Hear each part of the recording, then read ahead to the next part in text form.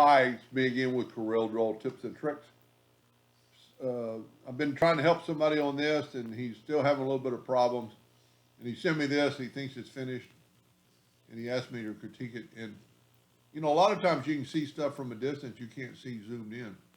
I can see that this line right here looks thicker than that line up there, and if we zoom in, there are two lines there. That is a no-no, especially on plasma cutters. I'm going to go ahead and set your duplicate distance in 0, 0, even though it's not going to matter in this case. I'm going to set your nudge distance for 19 because I'm going to grab, I've got to go to object and group and ungroup. I'm going to grab that section and nudge it out of the way, and there's our extra line. I'm going to go ahead and nudge that one out of the way because there was a double line there, and you can see what he did. Now, I can see that it's connected to the nodes of the letter. When you click on it, it's not just a line, it's a box. So we need to go to object and break the curve apart. And then when we grab the line, it's just a line and we can delete it. Same thing here. Go up to object. You know, sometimes if you can't, you need to click off of something.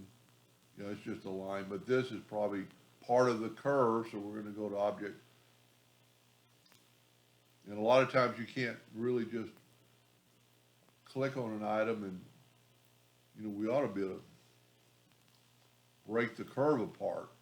Let's try just deleting them with the virtual segment delete key, but see, there's something else connected in his drawing here. So let's just go to object and break the 24 objects apart. It doesn't matter because we're going to delete or use the Smart Fill tool to reconnect them. And now we can go to object and break the curve apart. There were just so many.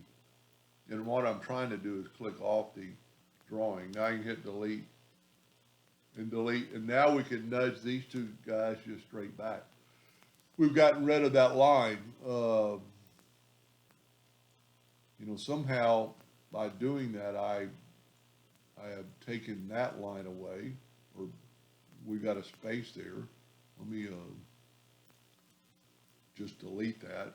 We're going to need to fix this. You probably wouldn't want to do this this way because you're going to mess up your curve a little bit, but you can always bring that curve back.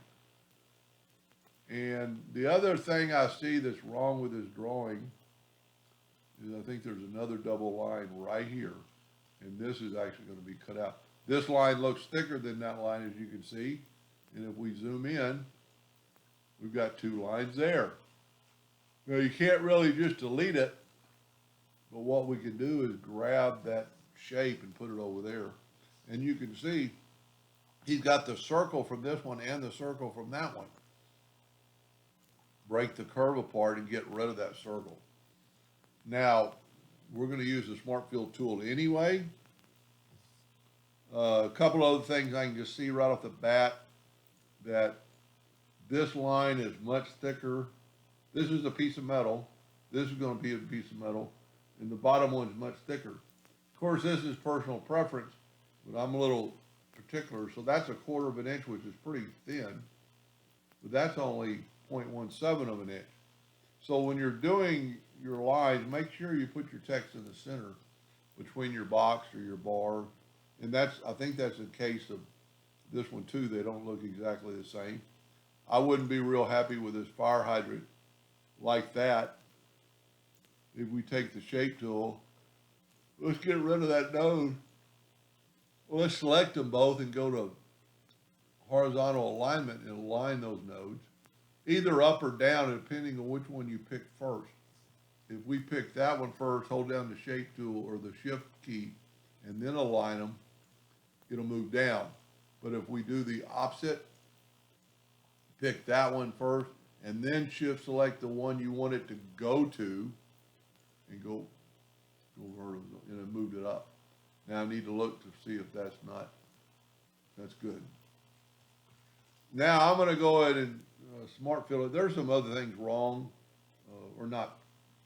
This is asking a lot of a plasma cutter because for about right in here, it's gonna be, well, even up through here, that's such a small, it's gonna kind of burn that. And it might even possibly lose its arc. So we need to resolve that. You've evidently taken some nodes out of the letters and did a really good job with that, except for like this one doesn't have any inner nodes on the twist, and you could get rid of those and get rid of those. I can kind of tell you did it on the inside. Now we're ready for the Smart Fill tool. I always put a rectangle, and this gentleman evidently draws in a fill. I always put a rectangle for a leak, and we don't have any leak. Then if you will move that out of the way and left click, right click, you know that that's good to go.